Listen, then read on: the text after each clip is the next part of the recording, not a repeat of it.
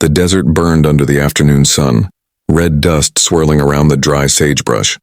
A small boy stumbled over the rocks, his face streaked with tears and dust. His voice cracked as he cried for help, calling out into the emptiness. From a distance, a lone rider appeared, his shadow long and wavering on the golden sand. The man rode a chestnut horse, his hat low, eyes sharp from years of watching horizons. When he saw the boy waving frantically, the rider slowed, his instincts whispering that something terrible had happened beyond those rocks. The boy's breath came fast as he pointed toward a ridge, words tumbling out between sobs. His mother, he said, was tied to a rock under the blazing sun, left there to die. The cowboy felt the ache of the boy's desperation cut through the dry heat. He dismounted quickly, offered the child a canteen, and asked who had done this. The boy said the men wore blue coats, soldiers who came at dawn, accusing his mother of helping the Apache. She wasn't Apache, he said, but she had saved one once. The cowboy's jaw tightened. The borderlands knew no mercy. The man's boots crunched over gravel as he followed the boy up the ridge. The air shimmered with heat, and the faint cry of a hawk echoed overhead. When they reached the crest, he saw her. A woman lay bound to a boulder, wrists raw from struggling against the ropes. Her dark hair clung to her face and her lips were cracked from thirst. The cowboy removed his hat, heart heavy. She was alive, but barely. He rushed forward, slicing the ropes with his knife, and her head fell weakly against his arm. Her breathing was shallow and her skin burned from the cruel sun. He poured water gently over her lips, murmuring soft words she might understand. The boy knelt beside them, whispering "Mama" through his tears. The woman's eyes fluttered open, revealing a deep brown gaze filled with both fear and gratitude. She tried to speak, but her voice was too faint. The cowboy glanced around, wary. The soldiers might still be near. He lifted her carefully onto his horse, then helped the boy climb up behind her. They needed shade fast. The sun was sinking toward the west, but it still burned like judgment on the land. They rode toward a cluster of mesquite trees by the riverbed. There, he spread his coat on the ground and laid her down gently. The woman finally found her voice, whispering in broken English that she had been helping a wounded Apache girl weeks ago, hiding her from soldiers. They came for revenge. The cowboy listened in silence, his face grim. He had seen too many like her, innocent people crushed between wars that weren't their own. He told her she was safe now. The boy clung to her, his small hands trembling against her arm. Night fell slowly, painting the desert purple and blue. The cowboy lit a small fire, careful to keep it hidden beneath the rocks. Coyotes howled far off, and the wind carried the faint smell of rain.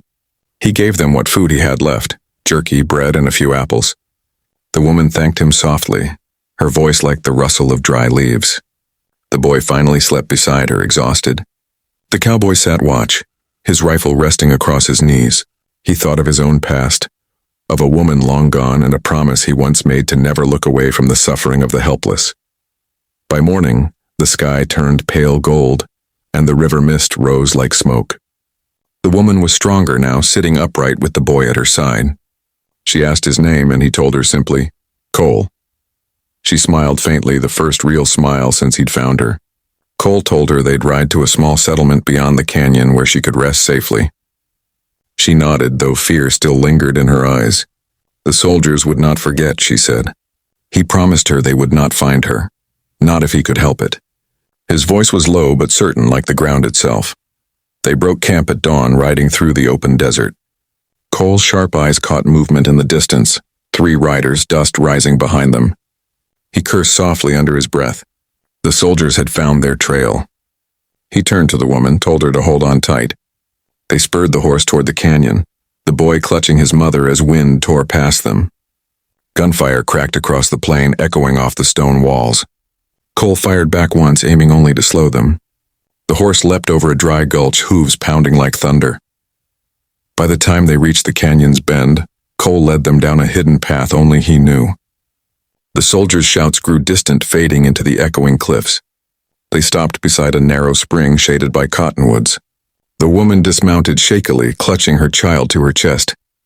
Cole watched them, breathing hard, his hat pulled low. "You're safe now," he said quietly. She met his eyes, tears glistening on her cheeks. "Why help us?" she asked. He looked away toward the horizon, where the sun broke over the ridges like fire.